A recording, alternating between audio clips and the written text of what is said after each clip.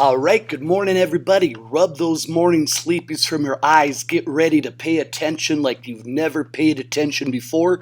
And you're even going to want a couple of pieces of scratch paper and a pencil while we're going through the lesson today. Get ready for lesson 10, all about missing addends, or what I call the beginning of algebra. So, in addition problems, the numbers that we add are called addends.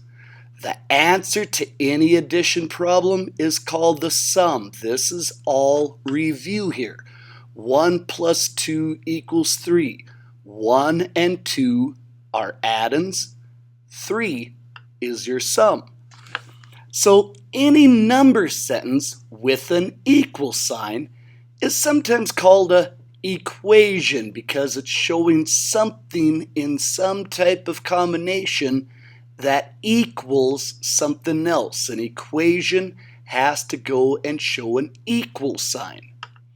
And we found missing addends for years just by having our fact families memorized and by putting the missing addend in the box. Remember these guys from like maybe kindergarten, first grade, second grade?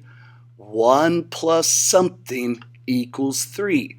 And you'd always go and fill in the box. 1 plus 2 equals 3, right?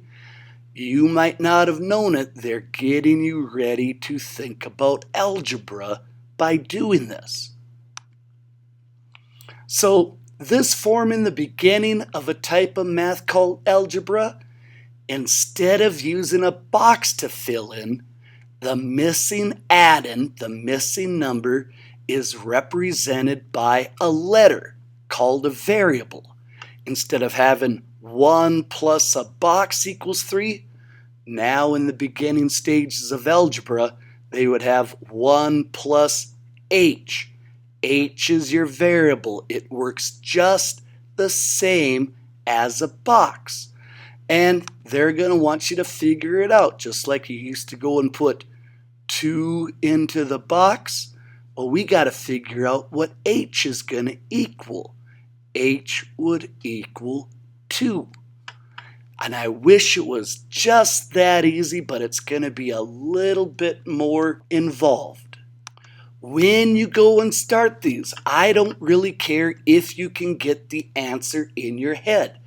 The problem with algebra is it's more important to learn the steps than it truly is to get an easy answer like 1 plus h equals 3. Because if you do it all in your head and you don't learn the steps, eventually it turns a corner and you are completely lost. So when you're trying to solve for a missing addend in an equation, I'm going to insist that we always set up the problems horizontally, left and right. Here are only 3 steps to go and solve any algebra problem this year. You always want to do something that we call combine terms. Terms, we already know, is a fancy word for numbers, right? Combine numbers, combine terms. You want to add or subtract any numbers together if they're on the same side of the equal sign. We'll talk more about that. If you got 2 numbers on the left side of the equal sign, combine them. If you have 2 or more numbers on the right side of the equal sign, combine them.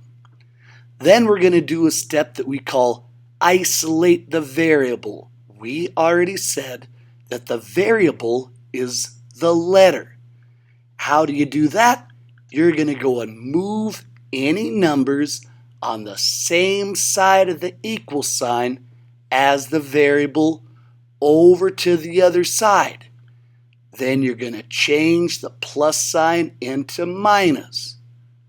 Then you're going to repeat if necessary, getting us back to step 1. Now, don't go and hit rewind if this didn't make sense to you. It probably won't right here, and this is going to be why I want you to take out a blank piece of lined paper And I'm going to want you to write these problems out with me.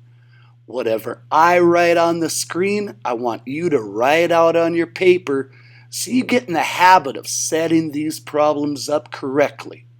Hit pause right now if you already don't have lined paper and a pencil on your desk, and let's get ready to work these out together. So here's our first problem. 35 plus m equals 71. 35 plus something equals 71. So on your paper, nice and neat on the first line, we're going to write this guy out horizontally, just as he appears. So my first step that I don't always have to do, it says combine terms, combine numbers, add or subtract any numbers together if they're on the same side of the equal sign. So take a look here. You don't have to write this on your paper, but 35 plus m, do I have two numbers on this side of the equal sign? No, I don't. How about 71? Do I have numbers to combine here? Sometimes people say, yeah, Mr. Hines, you have a 7 and a 1. Well, you have two digits, but it represents one number. This we're talking about as 71. So I can't combine this either. So guess what? You already get to go and skip the first step. We don't really even have any terms to combine yet. So let's move on to step 2. Isolate the variable. What did we say the variable was again? The letter. M is the variable. We want to move any numbers on the same side of the equal sign as the variable over to the other side and change plus into minus. The big thing in algebra, we always want to get the letter by himself. So on this side of the equal sign, I have a 35 and I have a plus. Let's circle it on your paper. Even draw a little line if you want, because I'm going to kick it over to this side. Do you have that written out on your paper exactly like I did here? Okay, we're ready for the next step. Let's start off by writing everything that's not circled on the next line below. I circled 35 and plus, so I don't want to go and write that. Did I circle an M? No, I did not. So let's start with that. M. Did I circle the plus sign? No, I did not. So let's write down that. Equals. Did I circle 71? No, I did not. Let's write that. 71. But I did circle 35 and a plus sign, and I'm kicking it over here. So let's take a look at this plus sign first. My little joke is I kicked that plus sign so hard, it broke, and it turned into a minus sign. So instead of writing plus, we're going to write minus, do the opposite sign. And the last thing I got to write is 35. So I'm going to write down 35. When I isolated my variable, I got my letter by himself. And so whatever m equals, it's going to be 71 minus 35. Then it says repeat if necessary. Let's go back up to step 1. Combine terms. Add or subtract any numbers together if they're on the same side of the equal sign. I have that this time, right? 71 minus 35 I can combine. And if you're not sure what 71 minus 35 is, go ahead and figure it out on a scratch piece of paper. 71 minus 35, maybe some people can do it in their head. Maybe some people need to go and set it up as a borrowing problem. And let's find out. 11 minus 5, that's 6. 6 minus 3 is 36. So my next step, let's go and write down on this third line down here everything that's not underlined. I did not underline M, so I'm going to write down M. I did not underline the equal sign, so I'm going to write down my equal sign. But I did underline 71 minus 35 because I combined those terms. I don't want to write down 71 minus 35 again. Let's go and write down the answer instead, which was 36. And there you have the basics of algebra, that M equals 36. If you're not convinced about that, a good way to double check would be put 36 in place of the M. Does 35 plus 36 equal 71? It sure does. If you don't believe me, you can work that out on a scratch piece of paper also. Alright, that wasn't too tough and scary, hopefully. If you worked it all out with me, you should have 3 lines of steps. Let's go ahead and try another one.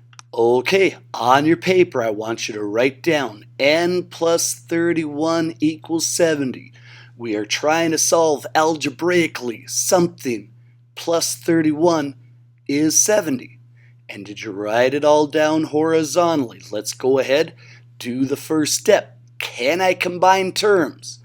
Do I have 2 numbers on the same side of the equal sign that I can combine? Can I do anything with n plus 31? No, I can't. Can I combine 70?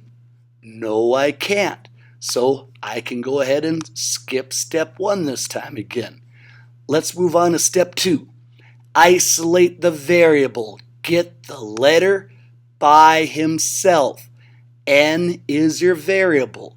Here's the equal sign, right?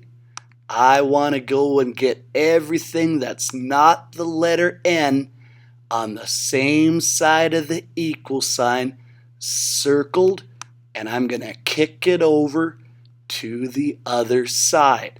Go ahead and write this out on your paper like this. All right, let's go ahead now and get ready to write on the second line. We're going to start off writing everything that's not circled. I did not circle the N. I did not circle that equal sign. I did not circle that 70. So I'm going to start off with N equals 70, but I did circle plus 31. When I bring the plus over, I kick him so hard he breaks. The plus sign changes into a minus sign, and now I'm going to write down 31. Step 3 says repeat if necessary. I'm back to step 1 where I have to go and combine terms. Hey, I do have terms I can combine this time. I can combine 70 minus 31, right? So let's go ahead and underline that on our paper, and let's get ready to rewrite. Did I underline the N? No, I did not. Did I underline the equal sign? No, I did not. But I did underline 70 minus 31. I want to combine it. So I don't want to write 70 minus 31 over. Let's go ahead and figure out on a scratch piece of paper, what is 70 minus 31? Maybe some of you can do this in your head. Maybe you're going to have to set it up as a borrowing problem. So let's go ahead and figure out what it possibly could be. 10 minus 1, hey, that is 9. 6 minus 9 is 3. So N is equal to 39. If you want to go back and double check your answer, go and replace N with a 39 and make sure it makes sense. Does 39 plus 31 equal 70? Yes, it does. So n equals 39. Here is the deal. This is why we have to go using the steps, because if you don't know the steps, when you come into more difficult problems like this, you're going to get lost. Lots of people have trouble trying to do these in their head. So go and do the steps one at a time. I'm going to write down 6 plus 5 plus 12 plus j equals 56 horizontally on my paper. First step, do I have any terms I can combine? This time I do. I have 6 plus 5 plus 12, right? 6 plus 5 plus 12. I can combine all three of those into one number. So what is 6 plus 5 plus 12? Hopefully you know that would be 23. So on my second row, I don't want to write 6 plus 5 plus 12 over again. I just want to combine them. Write 23. What else did not get underlined? I did not underline the plus sign, so let's write that down. I did not underline j, so let's go ahead and write that down on our paper. I didn't underline equals, so let's go ahead and write that down. And I did not underline 56. So that is the second step of solving this problem algebraically. Step 2 says to isolate the variable. The variable is the letter j. I want letter j by himself. So I'm going to circle 23 in the plus sign, and I'm going to kick it over to the other side. I want the letter j isolated by himself. So on the third row, I'm going to start off by writing everything that is not circled. I did not circle j. I did not circle the equal sign. I did not circle 56. But I did circle a 23 and a plus sign. So that plus sign, when I kicked it so hard it broke. I'm going to change plus into minus, and now I'm going to write down my last 23. I'm still not done. This guy's actually going to take 4 lines. I'm down to step number 1 again. Combine terms. I have terms to combine. I have 56 minus 23 on the same side of the equal sign, right? So let's write down everything that's not underlined. J is not underlined. Equals is not underlined. But I did underline and combine 56 minus 23. Can you work that one out in your head? Maybe you can. 56 minus 23, that's going to be 33. And if you don't believe me, like I said, feel free to plug in 33 in place of j, and let's see. 6 plus 5 is 11. Plus 12 more, that's 23. Plus 33, hey, that is 56. So j equals 33. Here's another one like it. We got to go and combine terms. This one's kind of tricky because the letter's in the middle. But I can still go 15 plus 10 plus 25. That's kind of tricky looking. 15 plus 10 plus 25. So let's start off with what's not underlined. K is not underlined, and that extra plus sign is not underlined. Let's go and combine our terms here now. 15 plus 10 plus 25. Maybe you can do that in your head. That would be 50. And then the equal sign is not underlined. And 90 is not underlined. You ended up with k plus 50 equals 90. Take a look to step number 2. Says isolate the variable. K is the variable. I want to get k by himself. So let's go and circle everything that's on the left side of the equal sign except for k, because I want to get k by himself. Let's go ahead and kick it over to the other side and get ready to rewrite. Are you ready? I did not circle k. I did not circle that equal sign. I didn't circle 90. But I did circle plus and 50, right? So I kicked that plus sign so hard he broke and changed into a minus sign, and I have 50. K equals 90 minus 50. We're back to step number 1, combining terms. I have two numbers on the same side of the equal sign, right? So on the fourth line below, I'm going to write K.